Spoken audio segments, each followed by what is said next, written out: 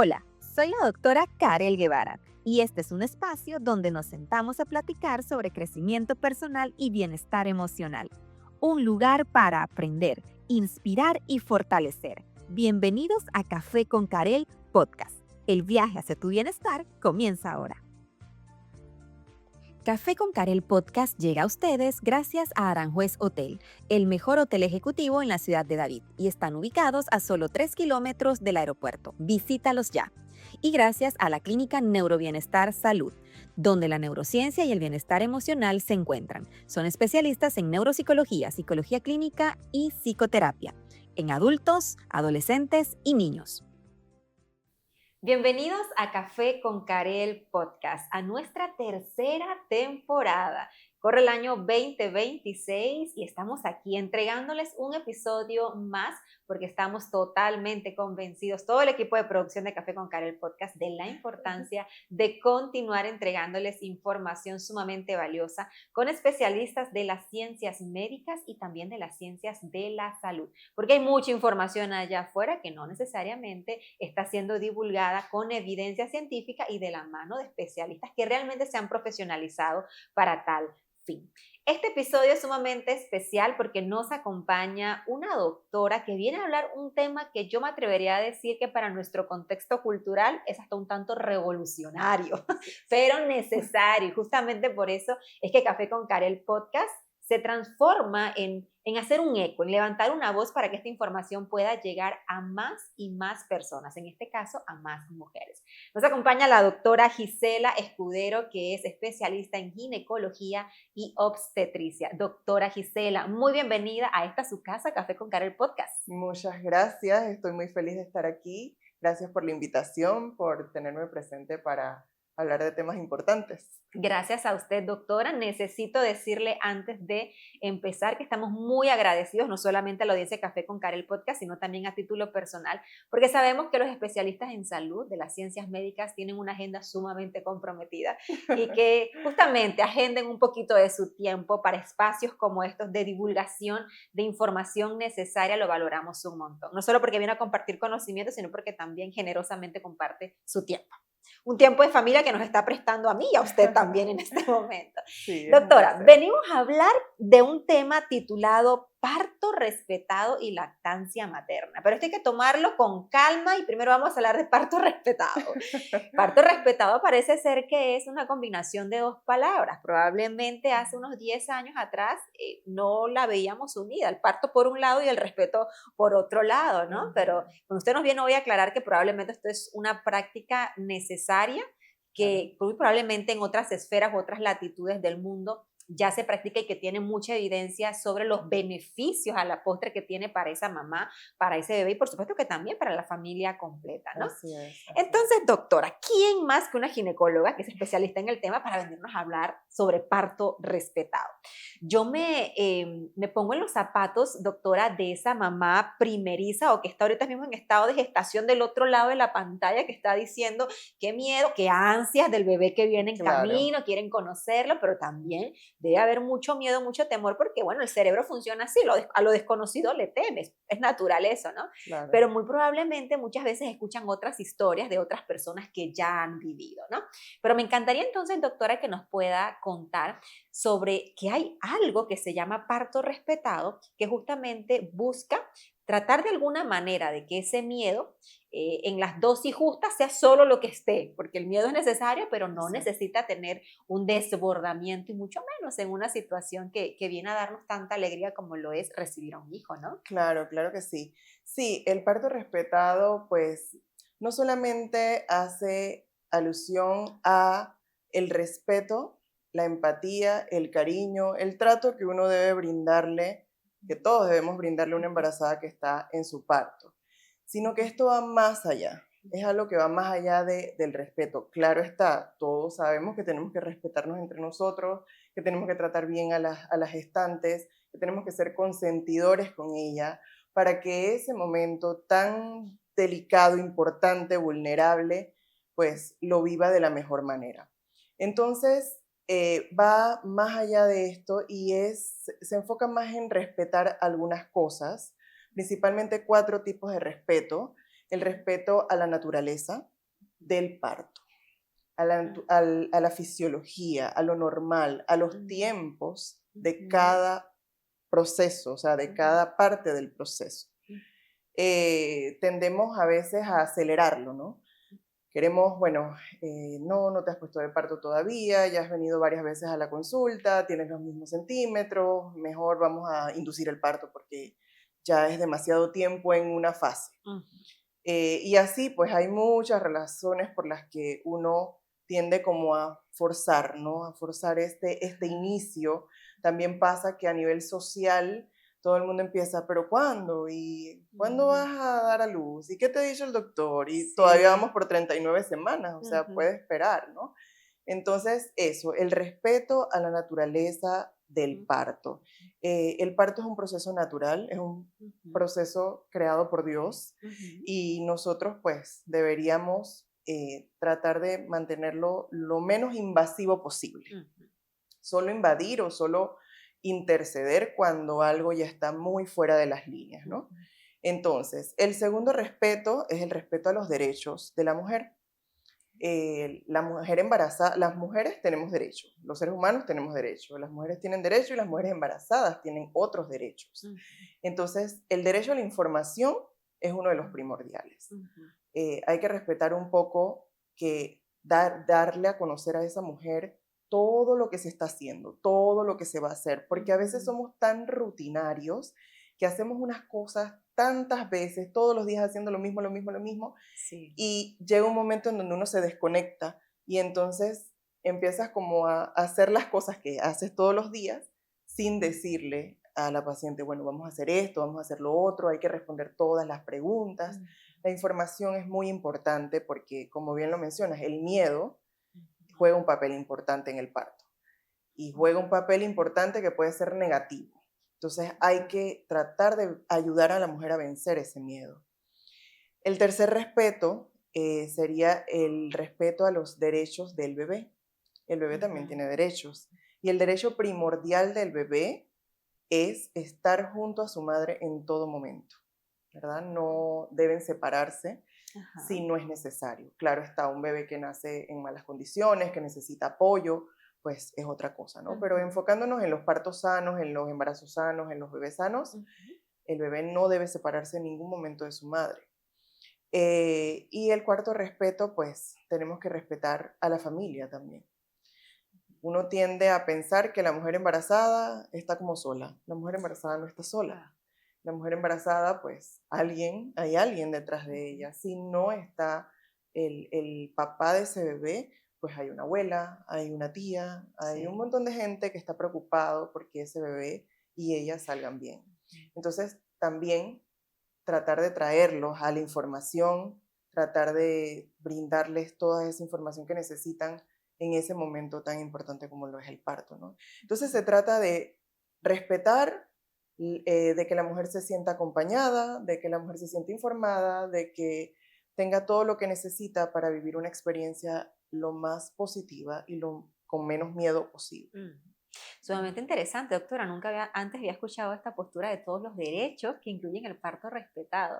La naturaleza del parto, los derechos de la mujer, el derecho del bebé y el derecho al acompañamiento, ¿no? de los familiares. Y ese último derecho me lleva a la siguiente pregunta, doctora, es ¿qué nos dice la evidencia científica sobre esos beneficios? ¿Por qué es importante el acompañamiento para esa mujer? Claro que sí, hay mucha evidencia científica, está al alcance, me imagino que los profesionales de la salud, como ustedes sabemos, que una de las librerías más importantes de evidencia científica es Cochrane, que habla de todas las revisiones de todos los estudios que hacen.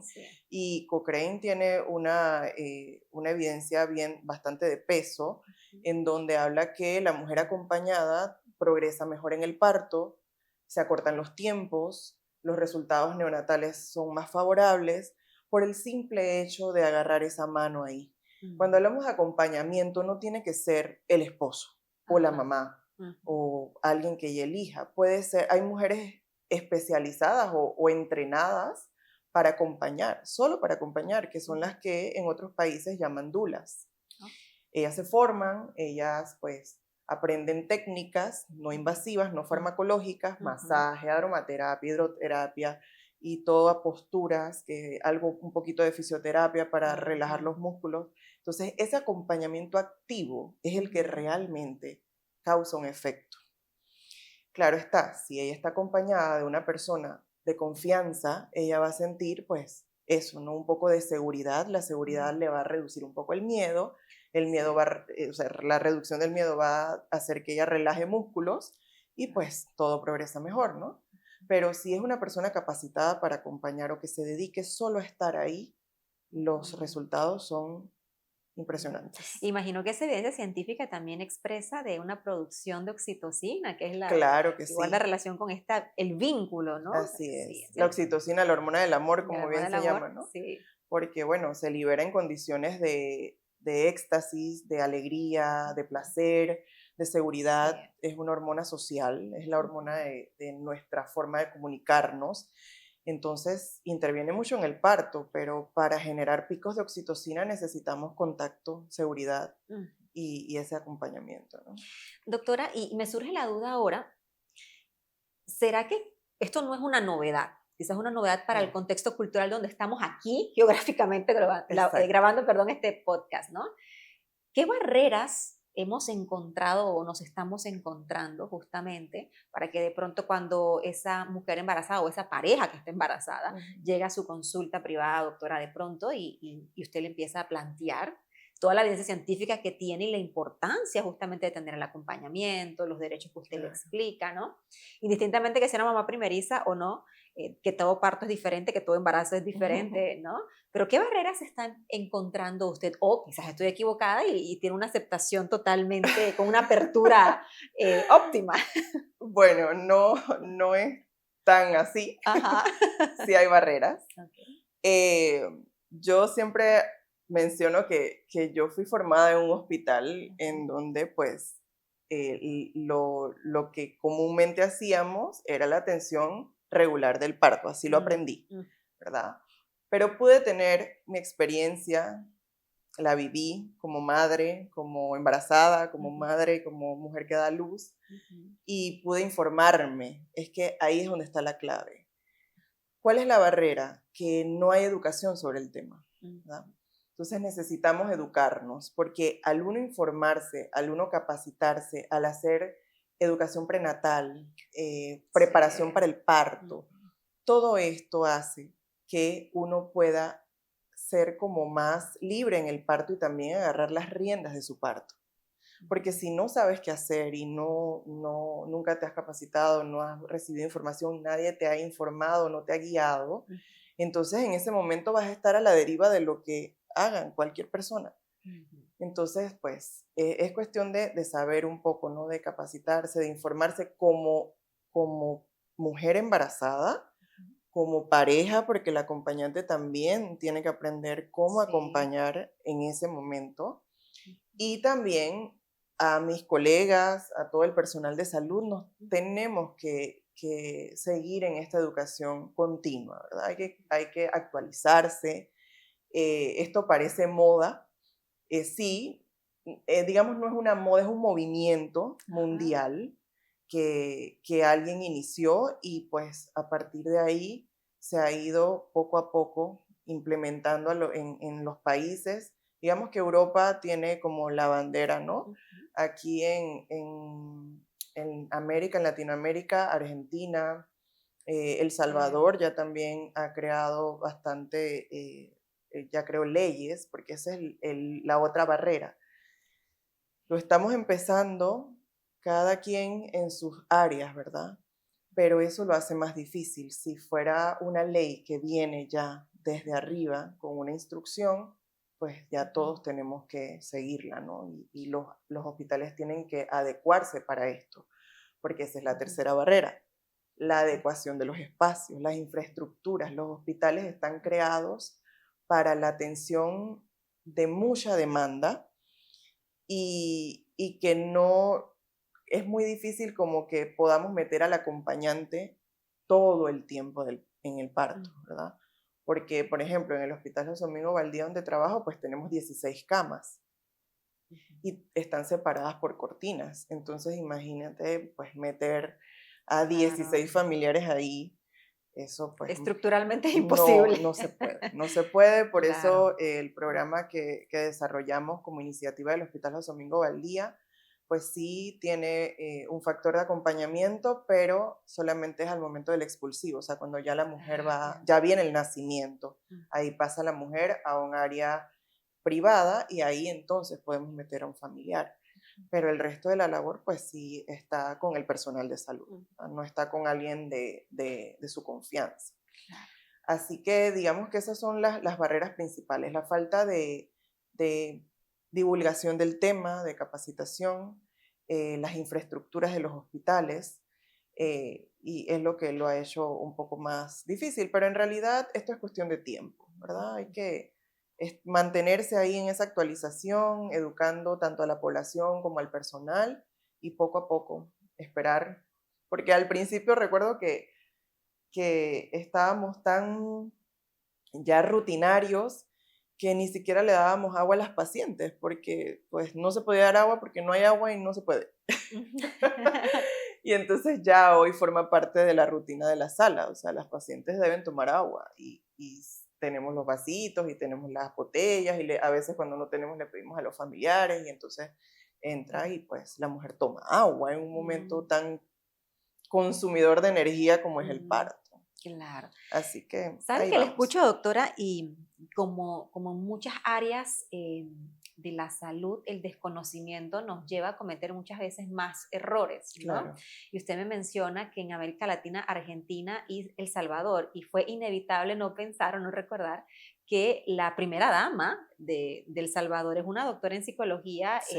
perinatal. Entonces, probablemente, no estoy aseverando nada, pero Por probablemente ahí estuvo el asunto. muy probablemente, ¿no? De Claro darse que cuenta sí. de la importancia de establecer leyes Así que es. justamente protegieran, porque a veces creemos que porque realmente está trayendo una bandera doctora para actualizar con nuevas Claro, prácticas que tienen evidencia científica y que ayudan justamente a ese proceso, como lo ha dicho usted, tan consumidor de energía, ¿no?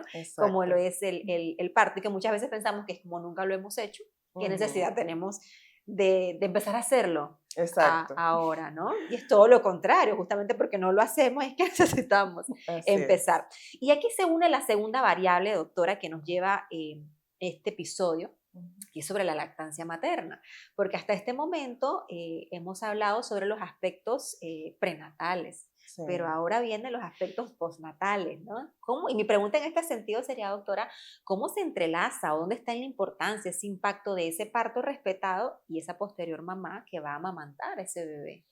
Claro, es que todo inicia en el parto. Si la mujer tuvo un parto traumático, muy probablemente quede mentalmente bloqueada para una lactancia.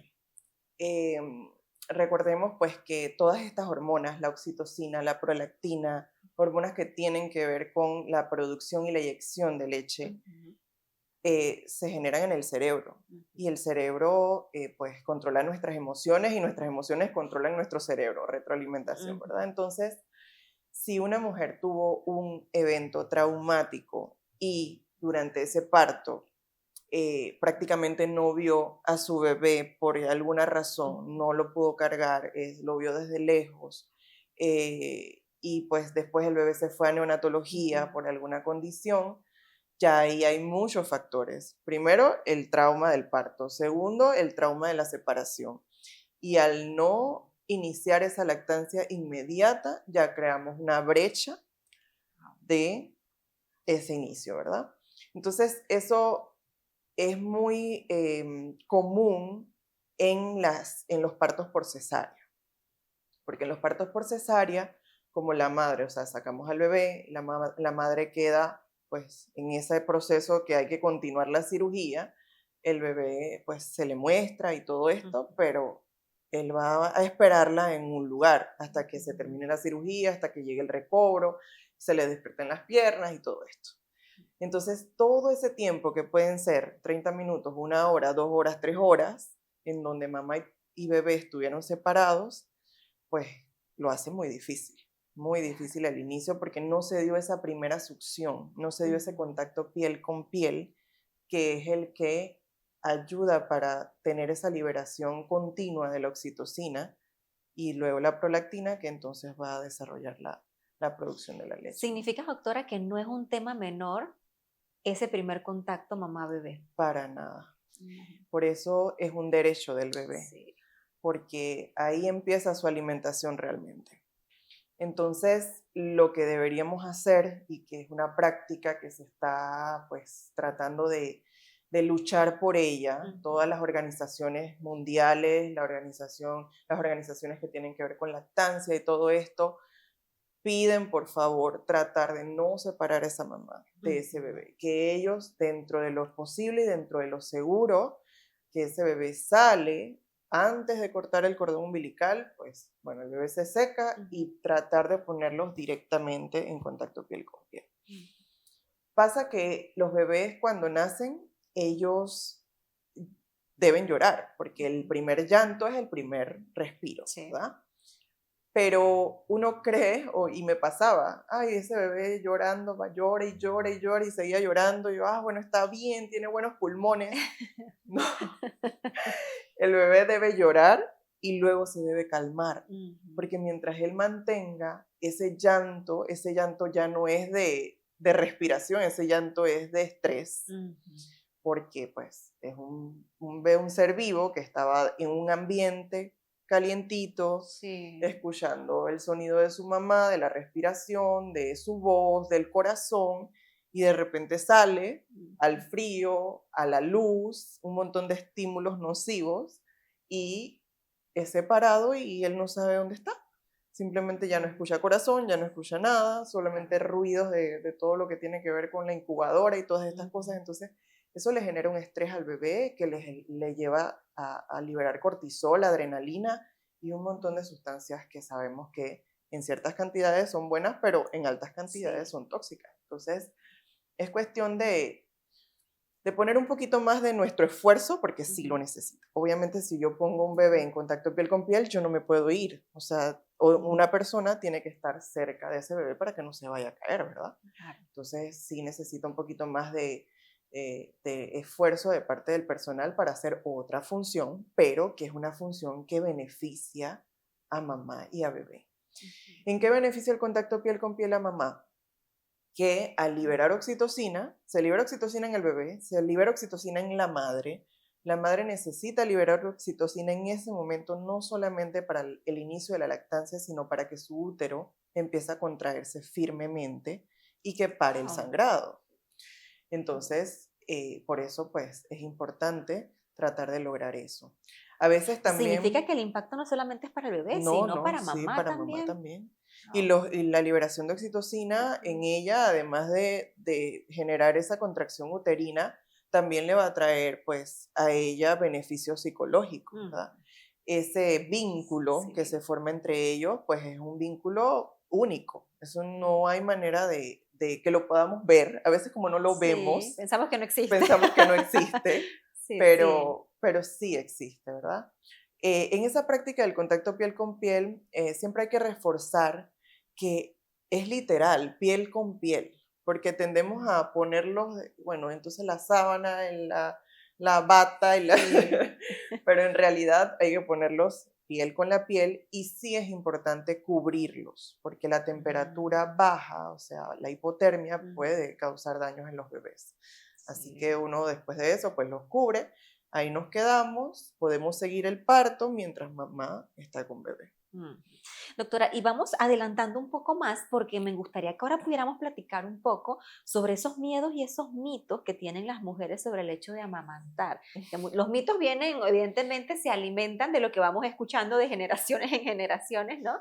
Y ese mito muchas veces acrecienta el miedo y que pues aparece una barrera realmente, ¿no? Entonces me encantaría que este espacio también lo pudiéramos utilizar para derribar esos mitos, doctora. Sí, uno de los mitos más comunes es que si no me salía leche antes de el parto, entonces yo no voy a ser buena productora de leche. Porque hay mujeres que sí, tienen ese precalostro que se llama, ¿verdad? Tienen una secreción de leche, a veces poca, a veces mucha.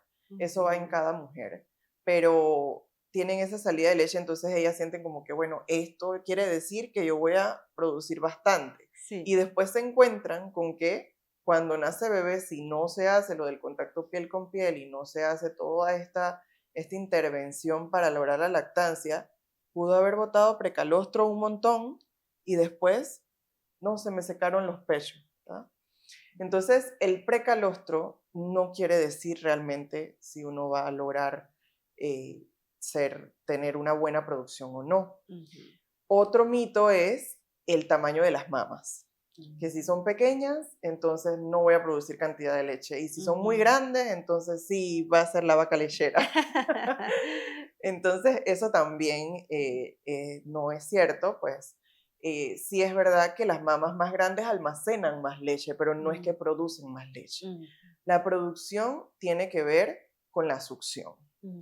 Si uno logra una buena succión con un bebé, y se hace con cierta frecuencia, cada 2, cada 3 horas, dependiendo de lo que el bebé exija, pues se va a lograr esa lactancia, ¿no?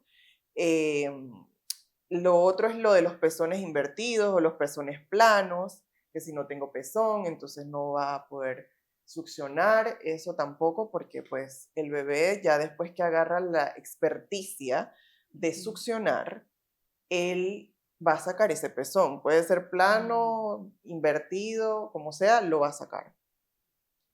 Pero sí, la succión es una de las dificultades más comunes, porque el bebé ya viene con el reflejo, él sabe cómo tiene que comer, pero de ahí a saber cómo va a agarrar el pecho para poder lograr que esa succión sea efectiva es el detalle. Y ahí es donde todos estos mitos, todos estos miedos se resuelven también con lo mismo. La clave siempre va a ser la educación. Una mujer está hecha para parir, una mujer está hecha para lactar, pero necesita orientación, porque no venimos con ese libro ya leído, ¿verdad? Sí. Entonces necesitamos capacitarnos, educarnos. Ahora hay asesoras de lactancia, consejeras de lactancia, que van hasta la casa de uno. Y enseñan la técnica. Y enseñan la técnica. Entonces hacen el pre-lactancia. Incluso pueden estar hasta en el parto, pues en las instituciones privadas usualmente, y en el posparto, 1 o 2 visitas, las visitas que sean necesarias, porque dificultades hay. El primer mes es el más difícil. Ese es el mes en donde uno tiene que persistir y estar ahí, porque sí se logra, pero es un poco difícil si uno no tiene la guía. Claro. No quisiera seguir con el episodio, doctora, sin antes recordarle a toda la audiencia de Café con Karel Podcast que este podcast llega a ustedes gracias a Aranjuez Hotel, el mejor hotel ubicado en la ciudad de David, y están ubicados a solo 3 kilómetros del aeropuerto Enrique Malek. Y por supuesto, gracias a la clínica Neurobienestar Salud, quienes son especialistas en neuropsicología, psicología clínica y psicoterapia en población pediátrica, adolescente, adultos y adultos mayores. Doctora, yo necesito preguntarle, ya tenemos esa mamita en casa con ese bebé. Se ha dicho que ese primer mes es un mes complejo, caótico, ¿no? Sí. Qué dicha cuando se puede contar con asesoras de lactancia, ¿no? Claro. Que nos visiten a la casa. Pero ¿qué papel o de qué manera podemos educar a esos familiares, esposo, las abuelitas de ese nuevo bebé? ¿Cómo apoyan a esa mamá? Porque muchas veces en ese primer mes toda la atención está enfocada a bebé, que es necesario, es necesario, no digo que no, sí. Pero de alguna forma se anulan las necesidades que tiene esa mamá. Entonces, completamente. ¿Qué mensaje le podemos enviar a esos familiares para que puedan hacer un mejor acompañamiento? Claro, la red de apoyo es vital. Sí. La red de apoyo es necesaria. Yo siempre digo cada vez que hablo de este tema que yo, no sé, soy ídolo de las mujeres que han logrado lactar, hacer todas las labores de la casa y cocinarse a ellas mismas para comer, para poder alimentar a su bebé. Yo no me lo imagino. Tiene que ser muy difícil y así no debería ser, porque eso pues aumenta el riesgo de depresión postparto. Una mujer que está cargando la casa, cargando todo y pues además tiene que cuidar y alimentar a su bebé, pues aumenta, definitivamente no hay manera de que eso se aumente. El proceso del posparto es un proceso en donde las hormonas están tratando de volver a sus niveles normales, pero es muy fluctuante. Y se dice que una mujer puede estar en ese estado hasta un año, no los 42 días del posparto que se dice. Claro, esa es la parte física y de la sangre y todas estas cosas, Sí. pero la parte psicológica de volver a ser quien uno era, pues demora más. Entonces, esa red de apoyo es vital. ¿Por qué? Porque la mamá solo debe dedicarse a cuidar de ella misma, a alimentarse para alimentar, a tomar agua, a descansar. Eso es lo que debe hacer una mamá en los primeros, digamos, hasta 3 meses del posparto, ¿verdad? Entonces ahí es donde la red de apoyo, ¿qué hace la red de apoyo? ¿Qué hace el esposo? ¿Qué hace la abuela? Bueno, cocinan, barren, hacen todas las labores, le cocinan, se aseguran de que ella tenga sus comidas al día, porque lactar da mucha hambre. Eso es correr maratones, o sea, uno lactando quema muchísimas calorías y da mucha sed. Entonces, tiene que haber un aguatero, porque mientras yo tengo el bebé aquí, con una almohada acá y otra almohada acá, y bueno, que no me muevo para que la succión no se interrumpa, y me da sed, ¿cómo hago? Entonces, tengo que tener a esa persona que me dé agua, ¿verdad?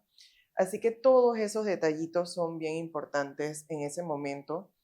Y yo siempre le digo a las mamás, deben desahogarse, ¿verdad? Porque a veces uno está cargando con tanto y tú sientes que no se está alimentando, que no sé si lo estoy haciendo bien, que tantas incertidumbres.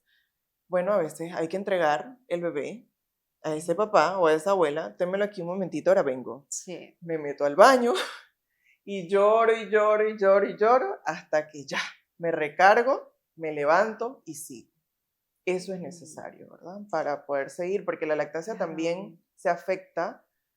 Uno de los enemigos de la lactancia es el estrés. Entonces se hace un ciclo vicioso, ¿verdad? Porque recordemos que el cortisol y la adrenalina son las enemigas de la oxitocina. Sí. Entonces, si elevo eso porque no está succionando bien y entonces no puedo y no puedo, me voy llenando de todas esas hormonas y entonces se disminuye la producción de leche. Sí. Y ahí es donde viene la fórmula, ¿no? Así que sí, se necesita mucho apoyo. Y qué bueno que lo pueda mencionar, doctora, porque eso parece sentido común, pero a veces no es tan común como esperaríamos que las personas lo puedan comprender. Doctora, el tiempo ha avanzado. Yo sé que aquí daríamos para poder seguir platicando 5 horas de podcast, pero no quisiera cerrar este episodio, doctora, sin antes la audiencia de Café con Karel Podcast, que está en este momento en periodo de gestación. Está muy pronto, quizás este mismo año, ya esperando poder dar a luz, traer a la vida a ese bebé. ¿Qué mensaje le podemos dar, doctora? Porque sabemos que usted es una especialista no solo en la parte ginecológica, sino de todo lo que ha hablado, ¿no? La parte del parto respetado, que comprende y explica y divulga y educa acerca de la importancia de la lactancia materna, las hormonas, el acompañamiento, la red de apoyo. Esa mamá que está ahorita pensando solamente en qué va a ocurrir en esa sala de cirugía si de pronto no es parto, ¿no? Sí. Pero para un poco también para tranquilizarla, porque usted inició este podcast, doctora, diciendo la importancia de educarnos. Así es. Las cámaras son suyas, doctora. Bueno, queridas embarazadas, como he mencionado varias veces en este tiempo, pues la educación, la información es la clave para poder tener una experiencia un poco con menos miedo, ¿verdad? Entonces, hoy día tenemos a mano las cosas, porque pues tenemos el YouTube, tenemos todas las redes sociales. Entonces, hay que buscar más información sobre el parto, vayan enfrentándose un poco a cómo se va a vivir ese momento, pero tratar de buscar información que sea buena, no información negativa. Y eso también lo digo para la sociedad que les rodea. Traten de bloquear un poco a las personas que vengan con comentarios negativos. El embarazo es un momento que hay que vivir tranquila, en paz, de forma positiva.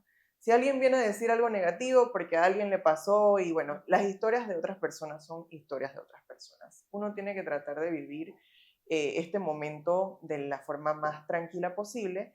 Así que buscar esos videos, que moverse, cómo hacer ejercicio durante el embarazo, cómo respirar durante el embarazo, cómo respirar durante el parto.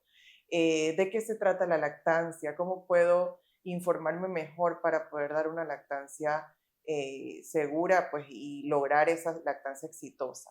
Así que es eso, informarse, hablar también, informarse que sus familiares se informen porque son su red de apoyo, ellos deben estar informados también. Y bueno, buscar todas las preguntas que tengan, pues hacérselas a sus doctores también. Quizás uno en una consulta no tiene mucho tiempo para decir tantas cosas que hay que decir, pero si Sí. ustedes van con preguntas puntuales, las van a guiar. Así Doctora, que no puedo eso cerrar el es. podcast porque se me acaba de ocurrir una pregunta.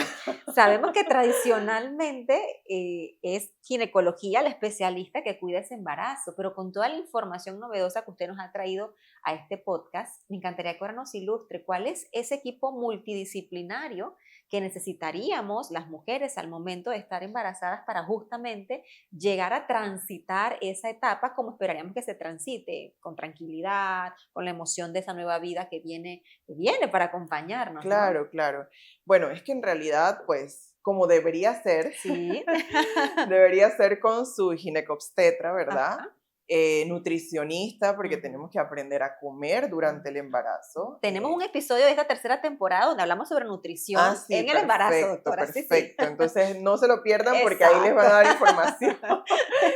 Entonces, la nutricionista, psicología. A veces Ujú. uno piensa que la psicóloga tiene que ser solo en los momentos en donde uno tiene algún estrés, algún trauma o algún problema, pero realmente el embarazo requiere psicología, requiere una persona que esté guiando esas emociones que uno Sí. va, que les van surgiendo, ¿no? Durante todo esto. Incluso nosotros en nuestro equipo de trabajo en el Ovaldía contamos con psicólogas que pues en esos momentos en donde vemos que las mujeres están un poco muy temerosas o Ujú. en shock, pues hay que intervenir y tiene que estar la psicóloga ahí para ayudarla a transitar ese miedo, ¿verdad?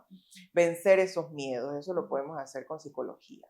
Y bueno, y bueno, lo que les hablaba hace un rato, pues si uno puede conseguir una dula, yo la verdad es que lo recomiendo porque Sí. esa persona se va a quedar ahí contigo, te va a ayudar, te va a guiar, te va a consentir, te va a tocar la cabeza, hacerte el masaje, hacerte todo Mm. lo que necesitas. Y es una persona bueno, que es profesional en lo que hace.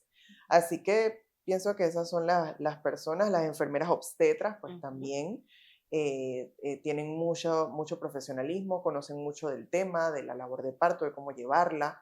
Así que esas son las personas a las que uno se puede acercar para conseguir esa información que se necesita. Excelente, doctora. Y toda esta información es antes del embarazo, durante el embarazo y por supuesto en el periodo de parto, ¿no? Claro, Que los profesionales están justamente al servicio, ¿no? así es, Muy así bien, es. muchísimas gracias, doctora, por su Cómo generoso no, gracias a tiempo. ustedes. Ha sido realmente un episodio muy enriquecedor. Mamitas en la dulce espera siempre hay, con más información que a veces es más ruido que información Es real. correcto, es Entonces, la correcto. importancia de tener una especialista como usted, doctora, en un episodio de Café con Karel Podcast, créame que lo valoramos muchísimo. Doctora, nos despedimos de esta manera de este episodio de Café con Karel Podcast. Muchísimas gracias por haberse quedado hasta este último minuto. Recuerda que si esta información ha sido valiosa para ti, regálanos un like, compártelo. De hecho, es información que probablemente la esté necesitando algún familiar, de pronto alguna compañera de trabajo. Quizás tú no estás en estado de embarazo o ya esa etapa de embarazo ya la transitaste y eran otros tiempos. Entonces, si esta información ha llegado a ti, por favor, trata de compartirla, porque justamente eso es lo que buscamos en los episodios de Café con Karel Podcast, que estos mensajes tengan alas propias, porque no es cualquier tipo de información, es de la mano de especialistas en ciencias de la salud y también de las ciencias médicas. Información que muchas veces solo la podemos tener cuando vamos a la consulta del especialista, pero en Así estos es. episodios es totalmente gratuita para cada uno de ustedes. Muchísimas gracias por acompañarnos una vez más y nos vemos en una próxima cita.